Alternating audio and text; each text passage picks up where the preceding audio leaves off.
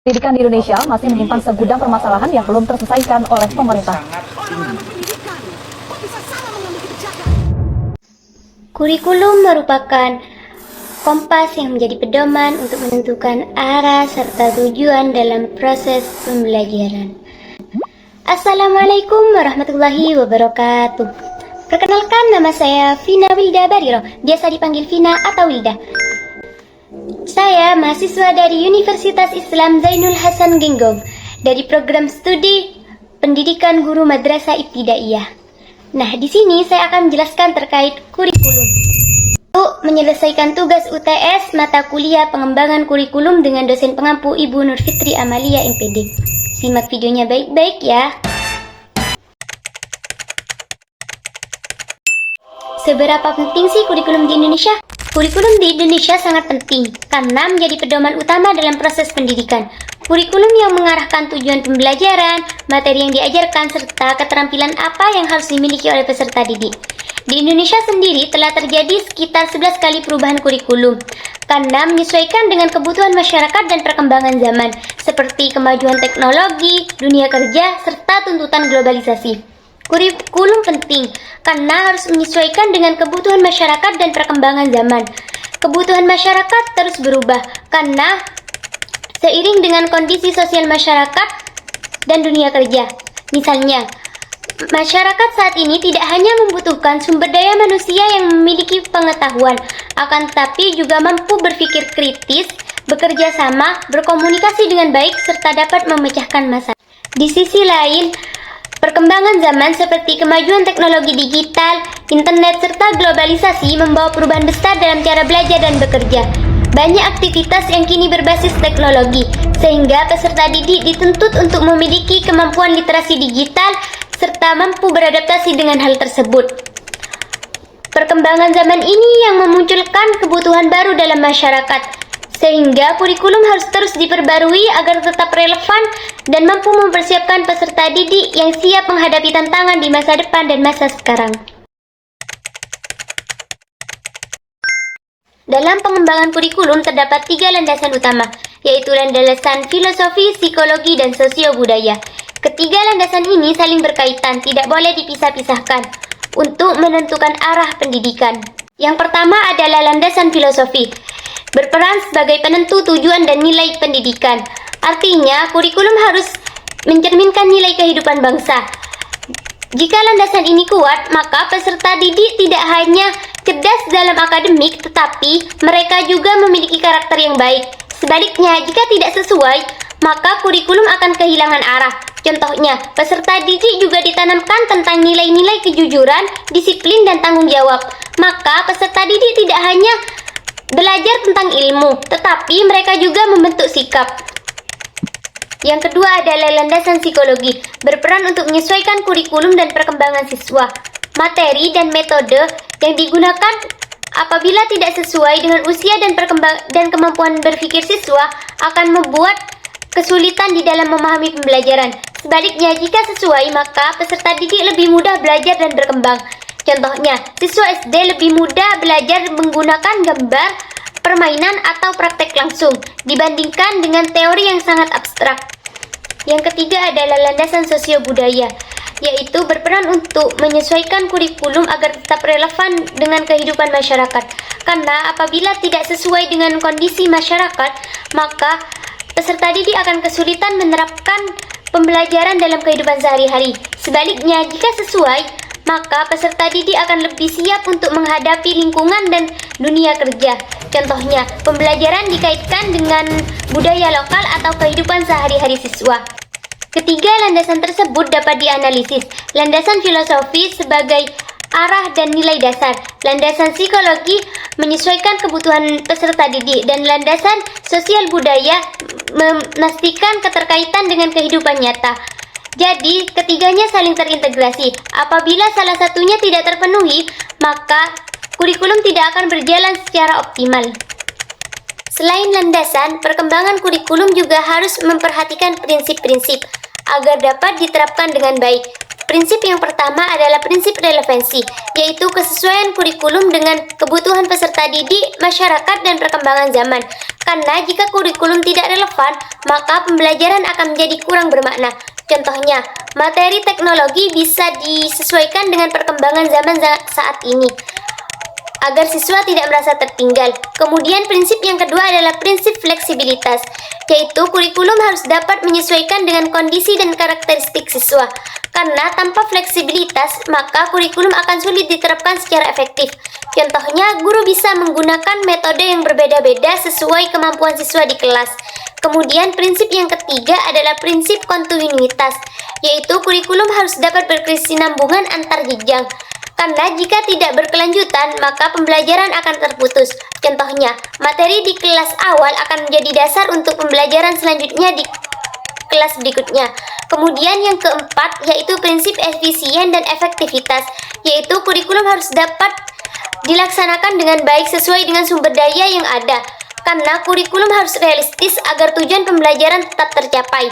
Contohnya, guru bisa menggunakan media yang sederhana asal tetap mampu membantu siswa memahami materi.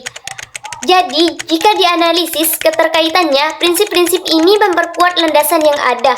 Prinsip relevansi berkaitan dengan landasan sosio-budaya, karena sama-sama menekankan kepada kebutuhan kesesuaian.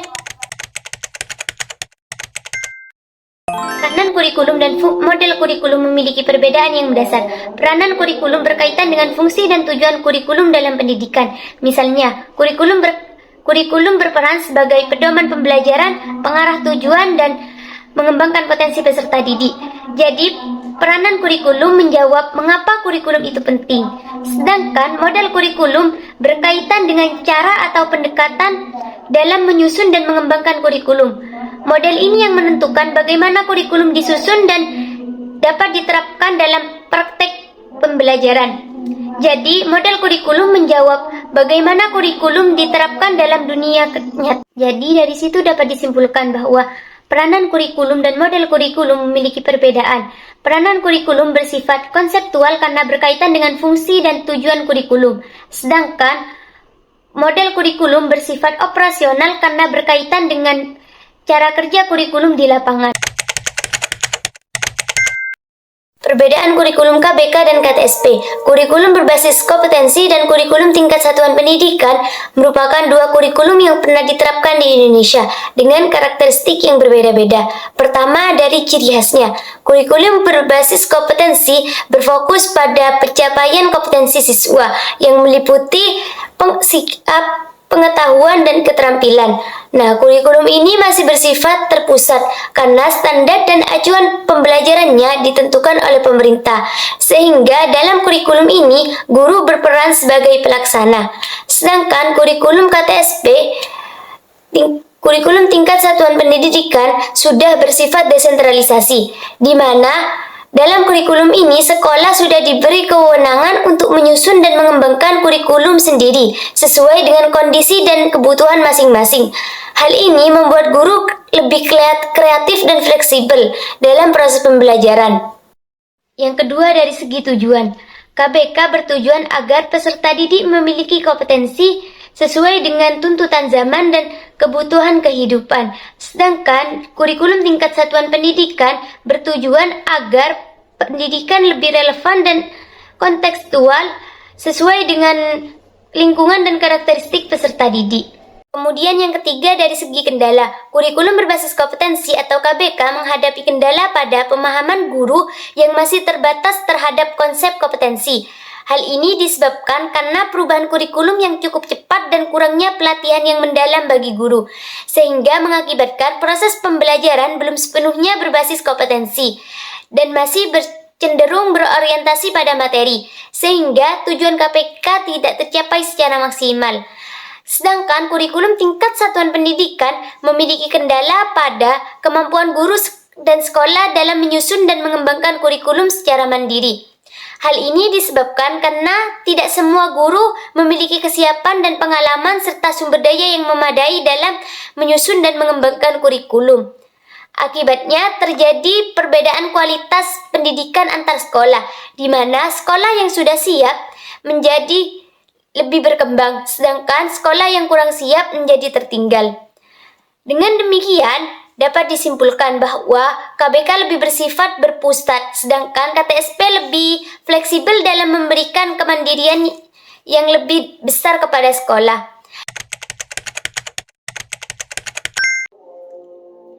Perbandingan kurikulum K13 dan kurikulum Merdeka. Nah, di sini sudah ada tabel perbandingannya. Yang pertama dari aspek ciri khas.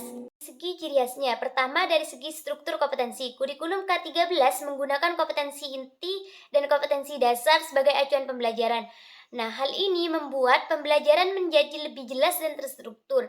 Sedangkan dalam kurikulum Merdeka menggunakan capaian pembelajaran yang lebih sederhana dan fleksibel, sehingga guru bisa memiliki kebebasan dalam menyesuaikan pembelajaran dengan kebutuhan siswa. Kemudian yang kedua dari segi pendekatan pembelajaran.